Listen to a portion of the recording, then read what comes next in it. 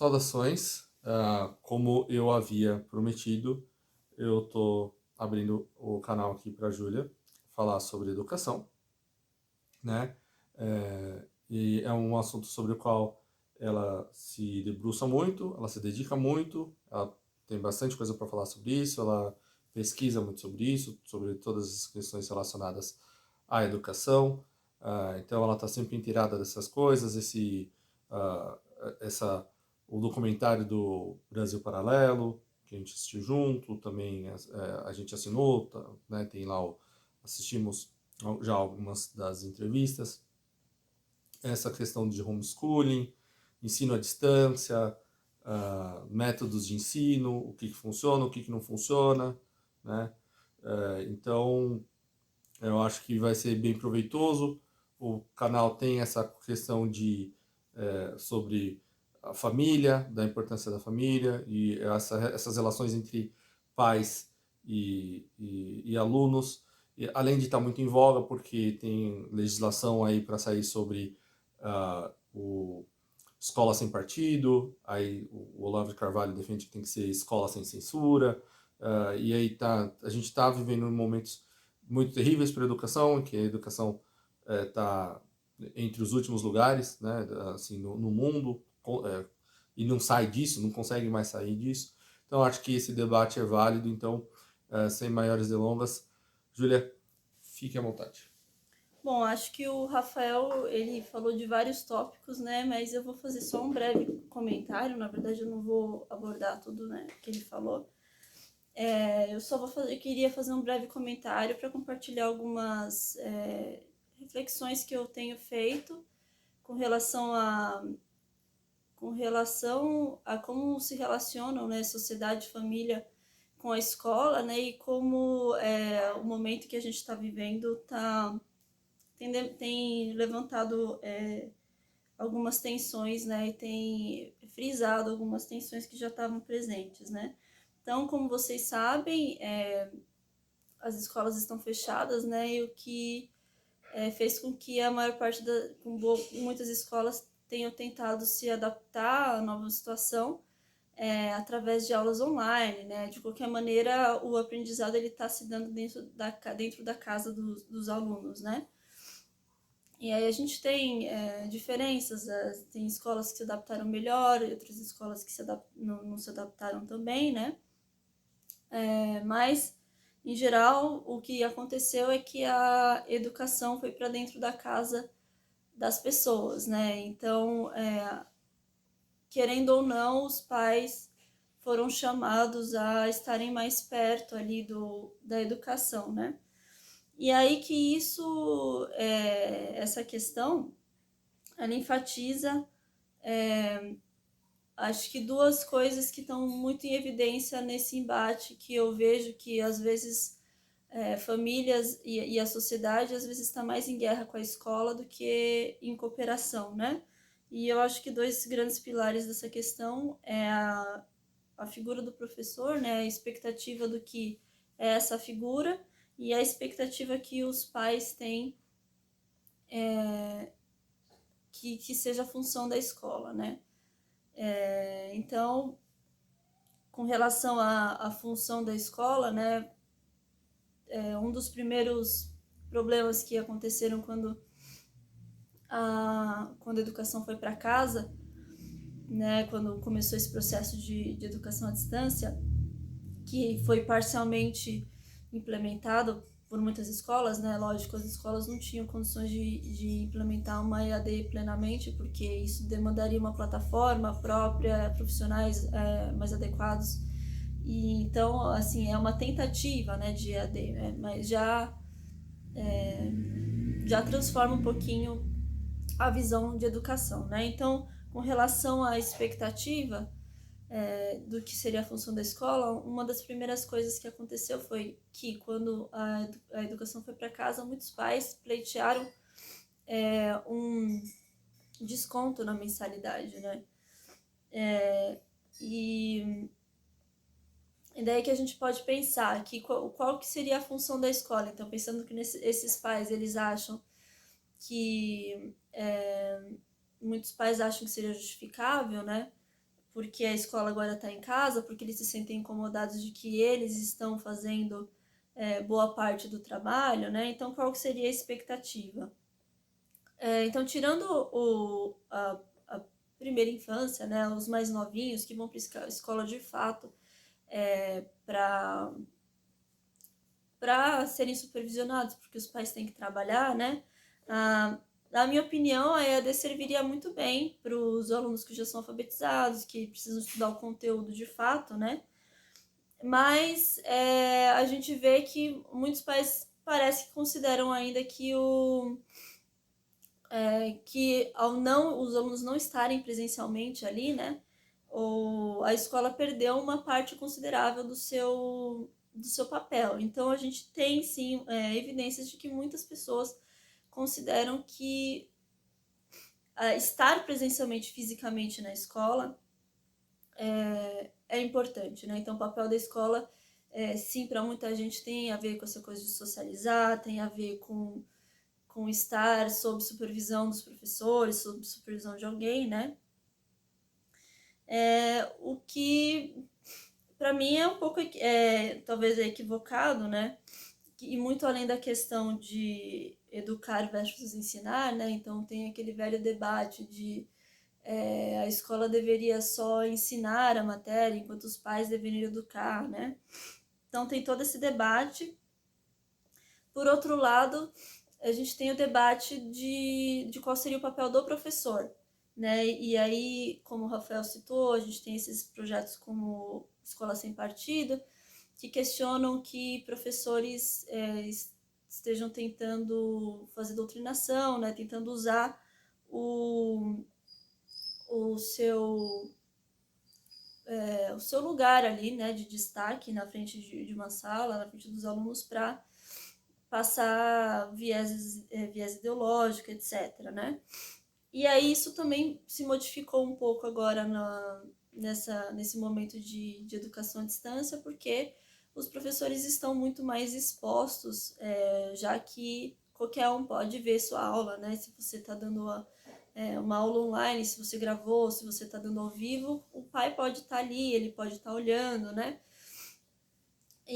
Mas assim, nem todo professor, né, é fato isso, nem todo professor ele quer doutrinar os alunos, né? Mesmo assim, ele se sente exposto e se sente incomodado, porque existem tensões ali entre, por exemplo, o próprio material didático e a expectativa de que o professor talvez seja aquela figura infalível. Então, às vezes, o professor mesmo se considera que ele deveria ser infalível, que ele não deveria errar, né?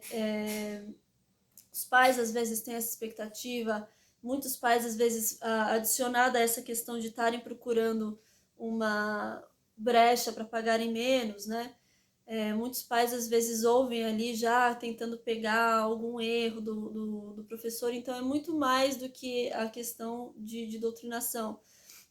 Também questão de material, às vezes alguma resposta que o professor dá, que é baseado no livro didático que ele está seguindo, que não é considerada correta, às vezes, por algum pai ou por algum aluno, e aí existe um embate, né?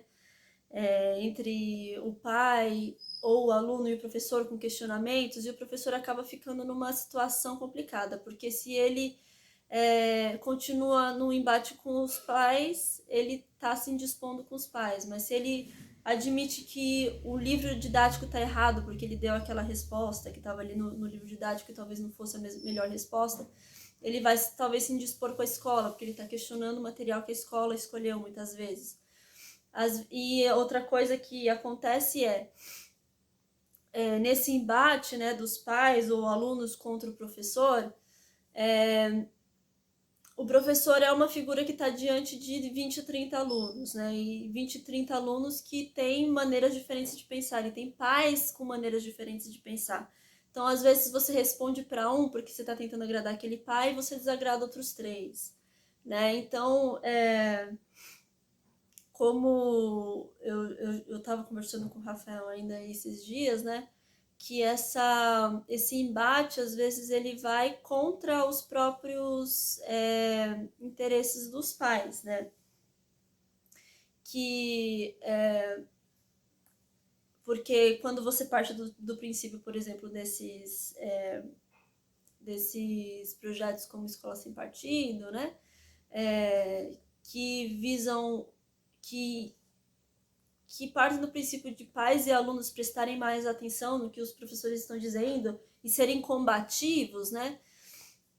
Mas você está combatendo, às vezes, a coisa errada, né? A coisa mais evidente. Então, quando o professor está evidentemente sendo o doutrinador, e esse é o pior problema, a doutrinação, quando ela é evidente, ela é tão efetiva quanto quando ela não é evidente, né? Então, essa questão de ser combativo e combater um professor que falou que o seu pai é idiota por ter votado em fulano, não ter votado em cicrano. Isso é muito evidente, né? Isso é um desrespeito evidente. Você ser combativo com isso evita a doutrinação? Ela vai evitar a doutrinação quando ela acontece naquelas pequenas coisas, nas coisas imperceptíveis, né? E aí a gente volta para aquela questão, né, nessa guerra, né, de sociedade e da sociedade enxergar com desconfiança os professores, né? A gente volta para a questão do debate de educar e ensinar, né? Então isso já é muito antigo e a gente percebe que os pais que defendem projetos como Escola Sem Partido, eles ainda estão partindo do princípio de que a escola tem que... Eles ainda têm uma expectativa com relação à escola, né? Que a escola se encarregue dessa questão do ensinar a matéria, né? E seria só a escola ensinar. Então, ainda que esse debate é muito antigo, essa contraposição entre o ensinar e o educar, né? Então, educar seria você dar moral e ética, orientações de comportamento para os seus filhos, essa seria a parte da família. E aí a escola entra com a parte do educar. Esse é um debate antigo, é assim que vem, né? E é assim que muitos coordenadores repetem, né, para os seus professores e às vezes para os pais. Quando eu acho que não é por aí, né? Pensando nessa questão da doutrinação, do que combater, da evidência de que nós estamos rumando talvez para novos modalidades mais flexíveis de ensino, como homeschooling, como a escola do futuro, que é a escola do futuro que existe há, sei lá, 20, 30 anos já, essa história, né? Então, pensando nesses modelos que prevêem um aluno mais autônomo, que prevêem um aluno que tem um mindset diferente, a gente não pode mais ficar nessa contraposição de que a escola tem um papel, os pais têm outro, né? O papel dos pais, ele deveria ser nos dois, tanto no ensinar quanto no educar.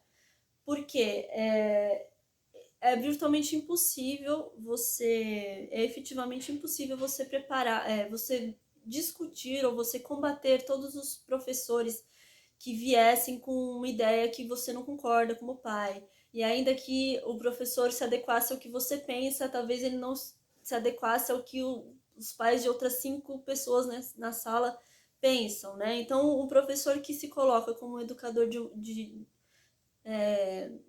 como veículo dessa educação em massa, né? Ele não tem condições de agradar a todos, né? Às vezes ele vai dizer uma coisa que ali talvez essa criança, esse pai não concorde. Aí ele vai falar outra que aquele pai não concorda, né? Então, quando você está lidando com 20, 30 pessoas de diferentes backgrounds, é muito complicado. Então, qual que é a maneira mais efetiva e eficaz que os pais deveriam estar fazendo, né? Se encarregar também do ensino. Então, os pais, eles precisam estar ligados, sim, eles precisam trabalhar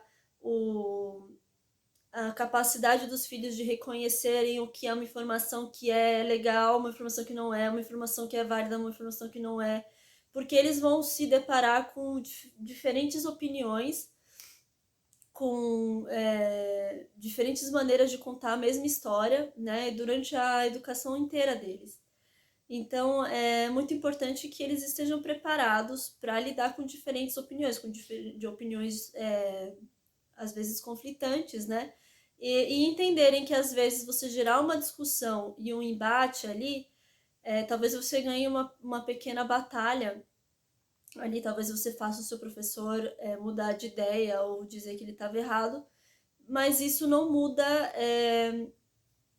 a educação, o macro da educação, né? O macro da educação é mudado de acordo com a mentalidade das pessoas. Então, nessa questão, tanto a imagem do professor quanto o papel da família e da escola precisam ser equilibrados, né? O professor não pode ser visto, considerado dono da verdade, assim como nenhum estudo, nenhum cientista deveria ser considerado infalível, dono da verdade, né? O professor, assim como o cientista, assim como os estudos, eles têm que ser encarados como uma fonte de informação, que vai dar as melhores informações que ele conseguir ter acesso.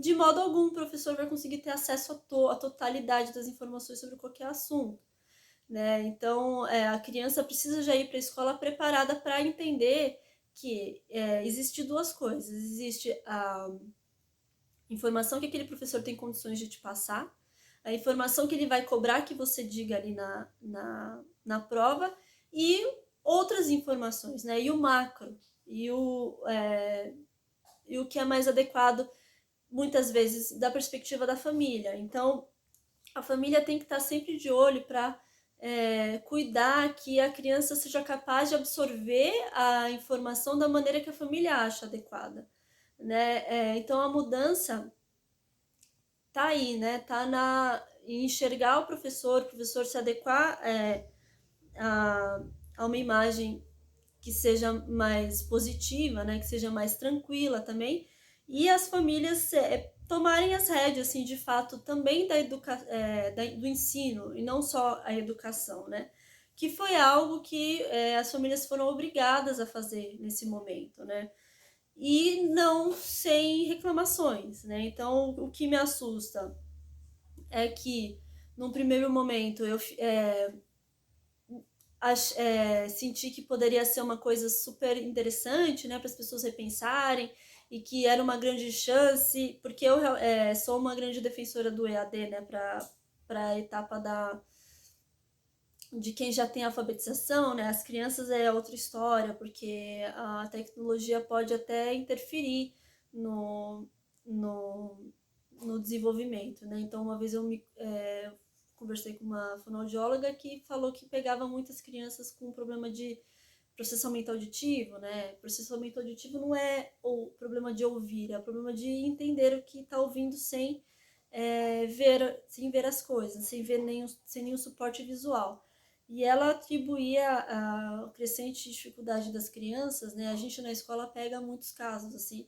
Ela atribuía ao fato de as crianças estarem tendo um contato muito precoce e muito contínuo, né? Muitas horas de contato com celulares e com iPads e tablets, etc. E esse contato, ele faz com que a visão se sobreponha aos outros sentidos, né? Então, enquanto a criança deveria estar desenvolvendo primeiro a audição de uma forma mais refinada para depois desenvolver mais a visão, né, o entendimento através da visão, ela pode pular essa etapa, porque quando você está olhando o celular, mesmo que você esteja ouvindo alguma coisa, aquilo vem acompanhado de um suporte visual. E aí a criança acaba não conseguindo, quando ela fica condicionada a entender as coisas apenas dessa maneira, ela acaba não conseguindo entender se ela não tiver um suporte visual também. Né? Então, assim, para essa etapa da educação, os muito pequenos, 4, 5 anos, antes do início da alfabetização, de fato, essa coisa do EAD foi um problema muito maior, né? Eu conheço casos de pais que resolveram tirar as crianças, né?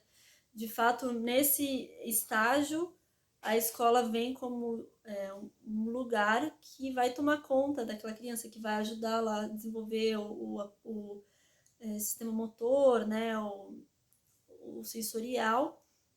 Então, de fato, para esse público foi mais complicado. Mas para os demais, para os mais velhos, né, em termos de conteúdo, o EAD ele, tem uma possibilidade de levar, de fato, um conteúdo, às vezes, que para alguns alunos vai ser até melhor aproveitado. Né? Então eu tinha grandes esperanças, mas eu acabei vendo que, na verdade, essas tensões acabaram ficando mais enfatizadas, né? Até porque os pais estão tendo maior oportunidade de, se quiserem, entrarem nesse conflito com os professores, né? E então o que eu queria vir aqui compartilhar com vocês, principalmente, é essa questão de repensar, né, qual de fato é o papel da escola. O papel da escola é só o principal é a socialização, o principal é o conteúdo. Os pais, então, não têm que ter influência em termos de conteúdo, eles têm que deixar o conteúdo só para a escola, enquanto eles cuidam só da parte de ensinar a questão de comportamento. Os professores, eles precisam ser responsabilizados, eles devem ser encarados como os donos da verdade, né? Então, o que a gente percebe é que não adianta você brigar com os professores, discutir com os professores e continuar achando que aquela figura ela tem uma autoridade extrema, porque mais ali na frente uma criança pode pegar um professor que não vai deixar intervir nesse caso da doutrinação, não vai deixar claro que ele está praticando doutrinação. E se ela ainda tiver na mente dela que o professor é aquela figura infalível, que você tem que brigar para que ela seja infalível, para que ela seja perfeita, ela vai absorver aquilo, né? Então, esse enfrentamento, ele não é vantajoso nem para a escola, que perde tempo, porque tem que orientar os seus professores a como convencer os pais, né, de que eles são importantes ou que não, ou perder tempo em orientar os professores de como abordar essas situações de confronto com os pais, né. Não é vantajoso para os professores, que acabam sofrendo desse estresse até por, né, muitos deles até por efeito colateral, né, professores que às vezes não estavam tentando doutrinar, mas que acabam sendo muito questionados porque a sociedade vem vindo nessa crescente, né, de desconfiança dos professores. E também não é vantajoso para as crianças e os pais, porque não resolve o problema primário, que seria essa questão de ficar à mercê, né? À mercê das opiniões ou à mercê das vontades do professor. Então, é justamente essa questão. A criança tem que ser orientada a não estar à mercê, né? Porque a figura do professor não é uma figura infalível, né? Ele é uma pessoa que é veículo de informações. Muitas vezes ele está amarrado ao projeto da escola, ao material que ele tem para trabalhar. Muitas vezes ele não tem autonomia para mexer naquilo, né? Ele já recebe o que ele precisa ensinar pronto, que vem muitas vezes dos exames, né? Que é outra coisa, o professor não tem autonomia para ensinar da maneira como ele acha melhor, porque ele tem lá o exame lá, o vestibular, ou o concurso que dita que ele tem que ensinar matriz, por exemplo, em matemática, em vez de focar mais tempo em matemática financeira.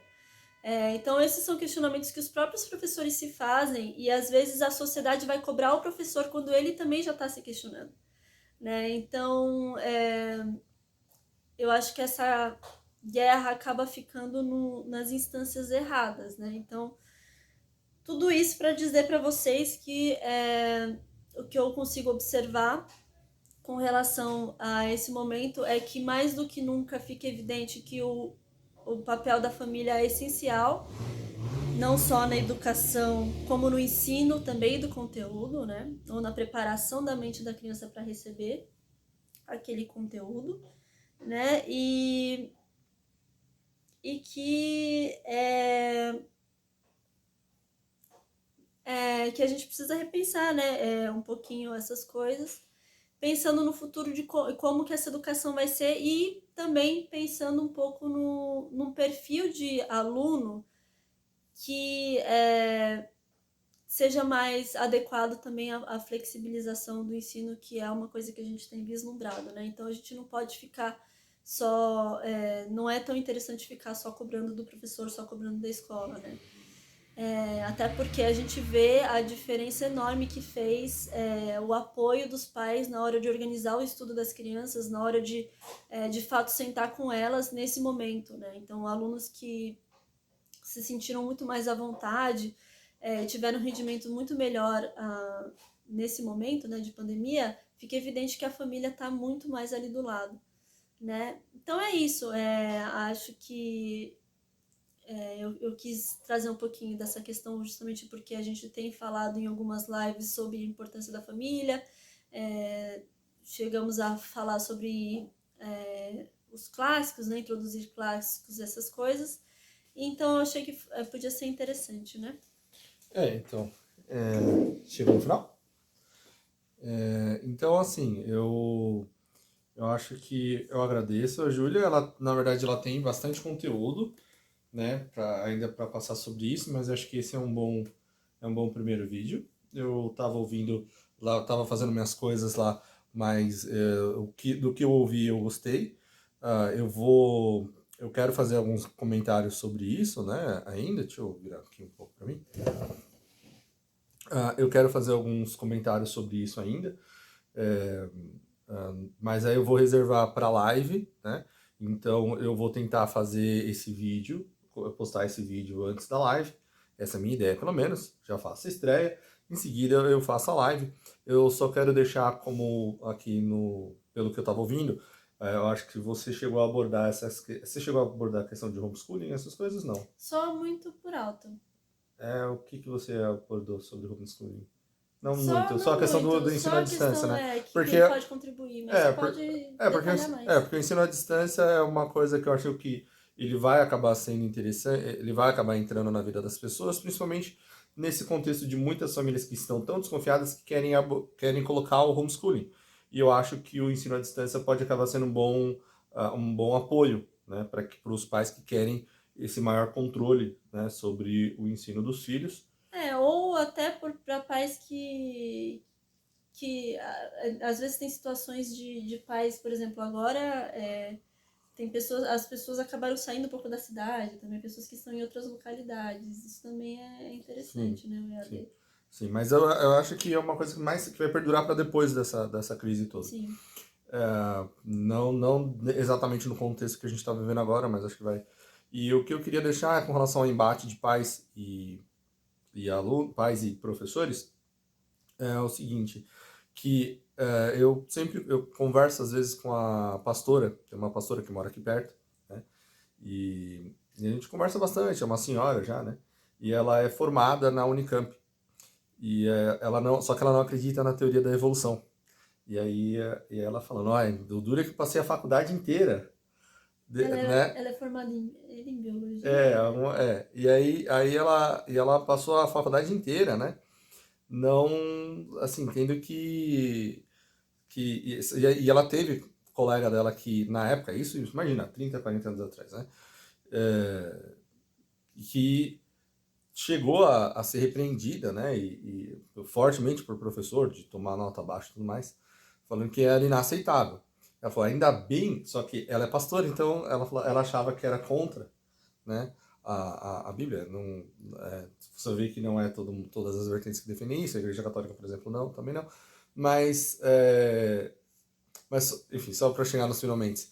E aí ela falou assim, aí eu aprendi, me ensinaram, ainda bem, me ensinaram a como eu deveria escrever as coisas. Então, segundo fulano de tal, né? Então, eu sempre dou o seguinte exemplo. Às vezes, o professor, ele tá lá, tem a figura de uma caneta roxa, né? Só que, como resposta no livro didático que veio de cima, o professor não pode não pode ir contra, né? E lá tá que a caneta é azul. né? Só que aí o aluno vai lá e coloca que a caneta é roxa.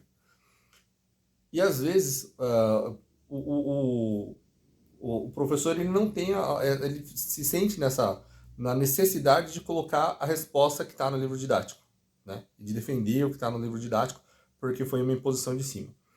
Então, o que eu recomendo, né? O que eu vou deixar de recomendação? Que os pais, que ao invés de entrar no embate com o professor, primeiro, entrem no embate com o material didático, né?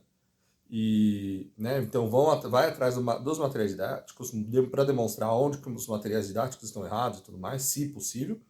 Mas, acima de tudo, porque os pais não têm como estar em cima de cada informação que os alunos vão receber, é ensinar para os alunos o seguinte: olha, o que você tem que entender é o que vai ser exigido de você nos próximos anos, infelizmente, porque você não tem como escapar disso, é